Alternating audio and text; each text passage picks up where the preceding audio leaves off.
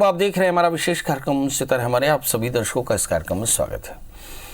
आज हम बात करेंगे आज के पंचांग के व्रत त्योहार की और साथ ही में आपका राशिफल भी बताने वाले हैं।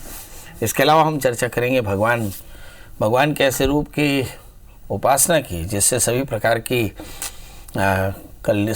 के कल्याण प्राप्त होते हैं और सभी प्रकार के अकल्याणों का विनाश होता है। तो चलिए इस पर विस्तार से चर्चा होगी। इसके अलावा आपको फ़ोन कॉल्स होंगे, आप सीधे फ़ोन करके अपने प्रश्न पूछ सकते हैं। हमारा फ़ोन नंबर है 07714008777। अब से आधे घंटे तक लगातार ये फ़ोन लाइन खुली रहेगी और हमें आपके फ़ोन का इंतजार रहेगा। तो चलिए कार्यक्रम की शुरुआत करते हैं, जानते हैं आज का पंचांग।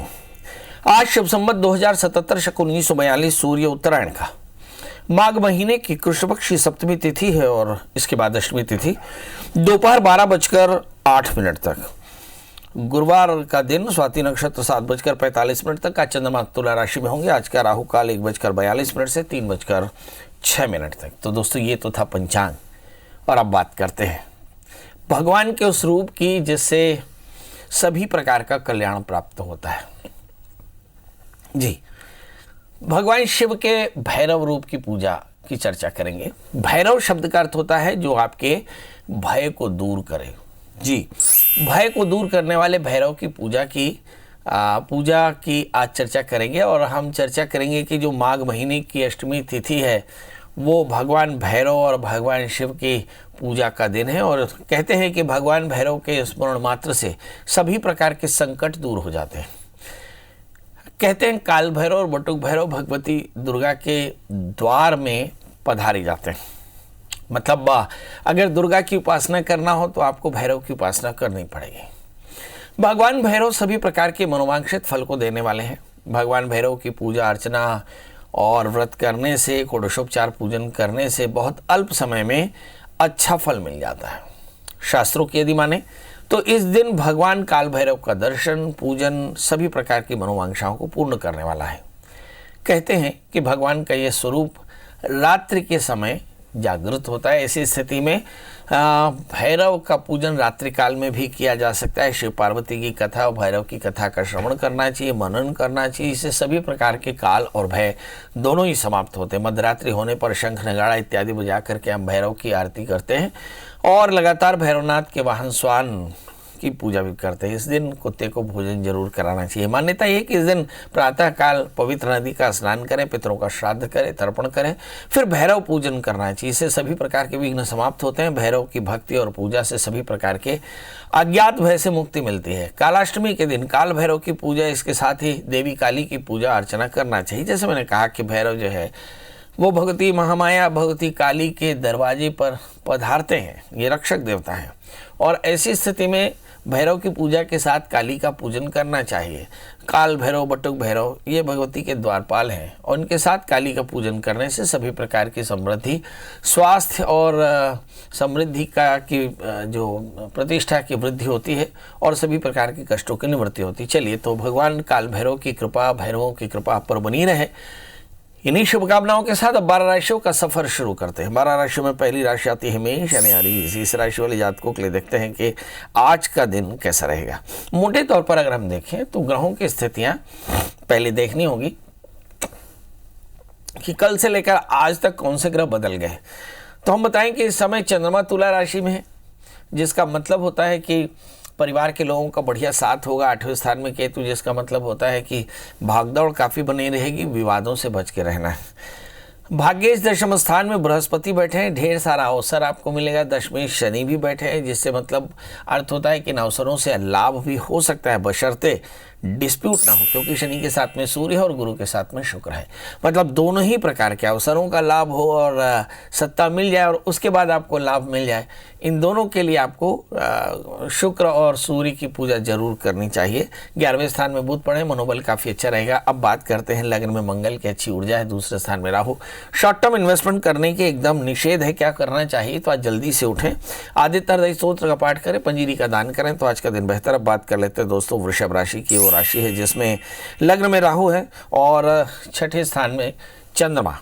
लग्न में सातवें स्थान में केतु है। आइए एक एक करके हम देखें कि लग्नस्थ राहु के कारण क्रोध और आतुरता बढ़ती है। इस समय डाइवर्शन होता है, खासकर बच्चों के लिए थोड़ी तकलीफ।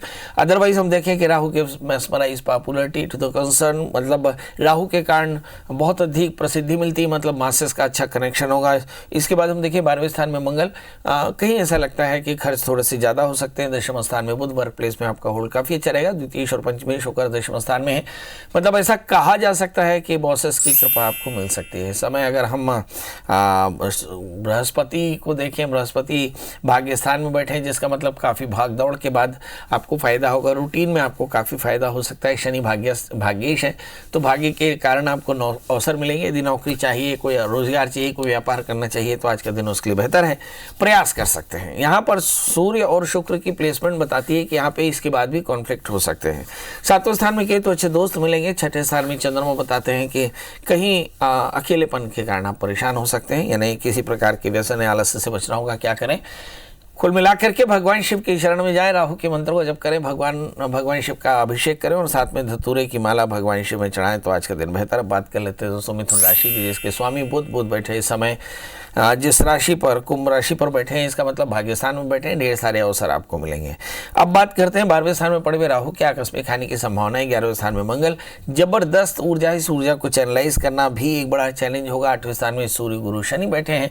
शुक्र की यहाँ प्लेसमेंट बड़ी अच्छी होती है। गुरु की प्लेसमेंट लाइफ पार्टनर की सेहत में थोड़ी परेशानी या बॉसेस की परेशानी या फिर वर्क प्लेस में थोड़ी सी परेशानी हो सकती है। 8वें स्थान में शनि कमर का दर्द या डिस्प्यूट दे सकते हैं।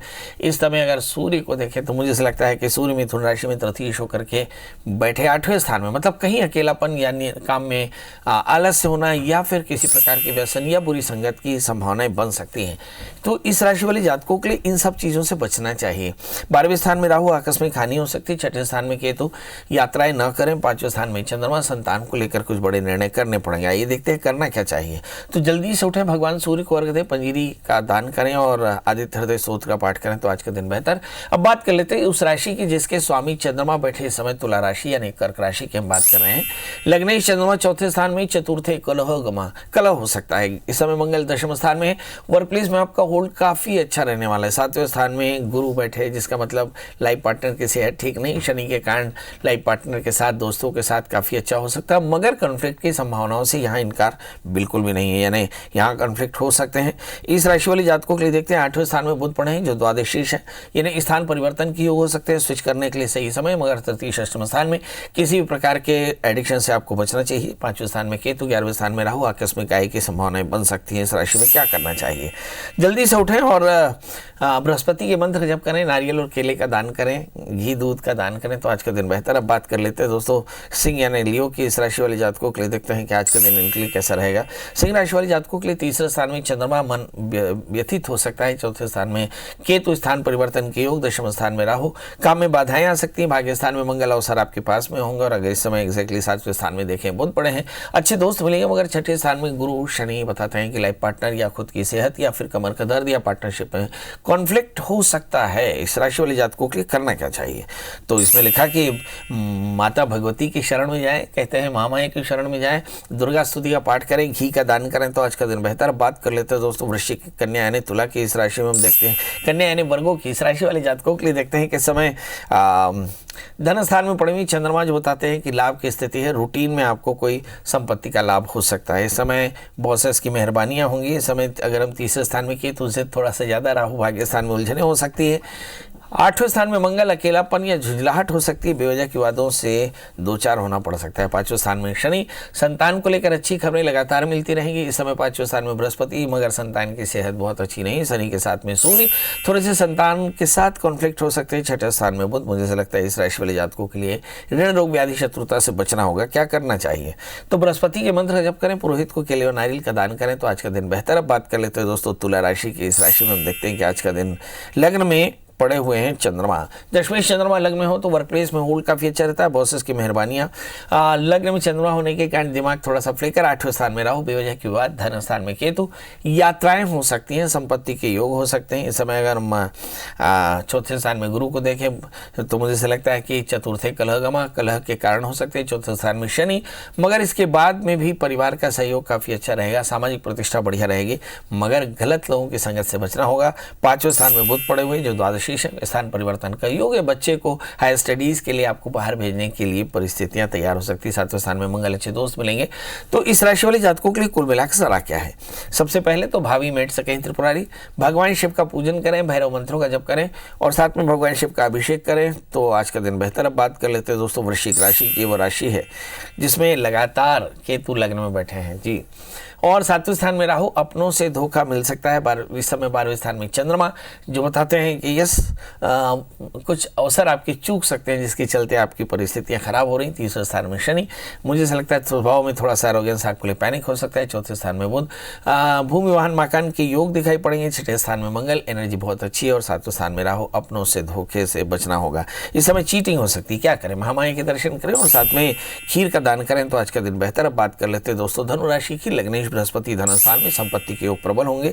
इस समय अगर 12वें स्थान में केतु को देखें तो यात्राएं ठीक नहीं। 6ठे स्थान में राहु, अज्ञात भय से मन परेशान हो सकता है। 11वें स्थान में चंद्रमा, लाभ की स्थिति दिखाई पड़ती है। धन स्थान में गुरु, साथ में संपत्ति के योग है। 3वें स्थान में बुध, सेंसिबिलिटी काफी अच्छी है। और इस समय अगर हम 6ठे स्थान में पड़े हुए राहु को देखें तो ऋण रोग व्याधि शत्रुता से मन परेशान। 5वें स्थान के मंगल, संतान को लेकर कुछ अच्छी खबरें दे रहे हैं। क्या करना चाहिए? आज भगवान शिव का पूजन करें, धतूरे की माला चढ़ाएं, ओम नमः शिवाय इस मंत्र जप करें तो आज का दिन बेहतर होगा। बात कर लेते हैं दोस्तों मकर राशि की। इस राशि में हम देखें कि गुरु, शनि और सूर्य, शुक्र एक साथ बैठे हैं तो इसका मतलब ये होता है कि थोड़ी एलर्जी की परेशानी, स्वभाव का एरोगेंस, जटिलताएं हो सकती हैं। धन स्थान में बुध, संपत्ति के योग है। एग्जैक्टली हम देखें कि भाग्य शुक्र धन स्थान में, मतलब हो सकता है इंसेस्ट्रियल प्रॉपर्टी या किसी प्रकार का बड़ा गिफ्ट आपको हासिल हो। 4थे स्थान में मंगल, सामाजिक प्रतिष्ठा बहुत अच्छी होगी, मगर 5वें स्थान में राहु, संतान को लेकर चिंता हो सकती है। 11वें स्थान में केतु, कुल मिलाकर की यात्राएं हो सकती है। 10वें स्थान में चंद्रमा, लाइफ पार्टनर का बढ़िया साथ मिलेगा और मुझे ऐसा लगता है कि इसके कारण बहुत अच्छा परफॉर्म कर पाएंगे। क्या करें? आज हनुमान जी का दर्शन करें, हनुमान चालीसा का पाठ करें, गुड़ का दान करें तो आज का दिन बेहतर। अब बात कर लेते हैं दोस्तों कुंभ राशि की। ये वो राशि है जिसमें हमें काफ़ी ज़्यादा कॉन्शियस रहने की ज़रूरत है। मैं लगातार कहते आ रहा हूँ मिथुन, सिंह और कुंभ, ये 3 राशियाँ बहुत सावधानी रखने की लायक हैं। और इसके अलावा मेष, मकर और मीन, ये 3 राशियाँ बहुत ज़्यादा बेनिफिटेड रहेंगी तुलना में अगर हम देखें। तो बात करते हैं कुंभ राशि की। इसके लग्न में बुध पड़े हैं। कुंभ राशि के लिए लग्नेश बुध का मतलब होता है अष्टमेश 12वें स्थान में। इसका मतलब होता है कि कहीं स्थान परिवर्तन या स्विच करने के बड़े मौके, इसे आपको लेना चाहिए। 3रे स्थान में मंगल, आतुरता थोड़ी सी ज़्यादा है। 12वें स्थान में शनि, खर्च थोड़ा सा ज़्यादा हो सकता है। एकादश शेष बृहस्पति 12वें स्थान में, कमाई में थोड़ी सी कमी हो सकती है। शनि के साथ में सूर्य, रूटीन में आपके काफ़ी व्यवधान हो सकते हैं। इस राशि वाले जातकों के लिए बहुत बच के रहने की जरूरत पड़ेगी। करना क्या चाहिए? तो इस राशि वाले जातकों के लिए सलाह एक के समय शनिश्चर मंत्र जप करें, काले तिल, काले उड़द का दान करें तो आज का दिन बेहतर। अब बात कर लेते हैं दोस्तों मीन यानी पाइशंस की। ये वो राशि है जिसमें बहुत सारे फायदे मुझे दिखाई पड़ते हैं, मगर ये फायदे इतने नहीं हैं जिसे हम गंभीरता से लें। कुछ सावधानियां भी इसके साथ मिलेंगी क्योंकि लग्नेश बृहस्पति समय 11वें स्थान में है। अवसर आपके पास में, शनि के साथ में सूर्य बैठे हैं, कॉन्फ्लिक्ट हो सकता है रूटीन में। गुरु के साथ में शुक्र है, यहाँ भी कॉन्फ्लिक्ट हो सकता है। धन स्थान में मंगल, संपत्ति के योग है। 3रे स्थान में राहु, जबरदस्त क्रिएटिव होंगे। 12वें स्थान में बुध, मुझे ऐसा लगता है लाभ की स्थिति है। और 8वें स्थान में चंद्रमा, मन थोड़ा सा परेशान हो सकता है। भाग्य स्थान में केतु, यात्राएं पेंडिंग है, यात्राएं करनी पड़ सकती है, मगर कोशिश करें यात्राओं को टाल सकें तो बेहतर। क्या करें? गणपति का पूजन करें, गणपति थर्वशीष का पाठ करें, हरि मूंग का दान करें तो आज का दिन बेहतर होगा। तो दोस्तों ये तो था मेष से लेकर मीन। आप अगर मुझसे बात करना चाहते हो तो डायल करें 07714008777। ये फ़ोन लाइन अभी खुली हुई है। आज हम चर्चा कर रहे थे भैरव पूजन की जी।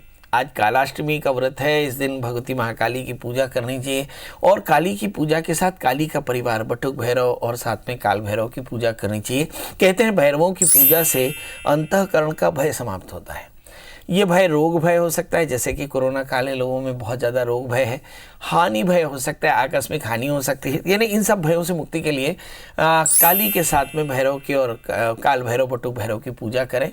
अगर आप बहुत ज़्यादा परेशानी में फंसे हो तो एक छोटा सा मंत्र, ओम ह्रीम बम बटुकाय आपद उद्धारणाय कुरु कुरु बटुकाय बम ह्रीं ओम, इस मंत्र का 11 माला 18 दिन जपें। अब देखेंगे कि इससे आपकी सारी परेशानियां दूर हो जाएंगी। जी हमारे साथ नेहा गुवाहाटी से। जी नेहा जी, आपका बहुत बहुत स्वागत है, बताइए क्या जानना चाहते हैं। प्रणाम पंडित जी। एकदम प्रणाम, बताएं।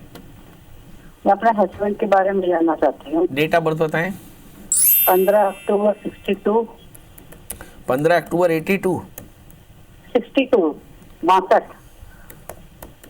समय 7:07 सुबह। ये आपकी है जन्म कुंडली? मेरे हस्बैंड की। ओके जी, बताइए क्या जानना चाहते हैं।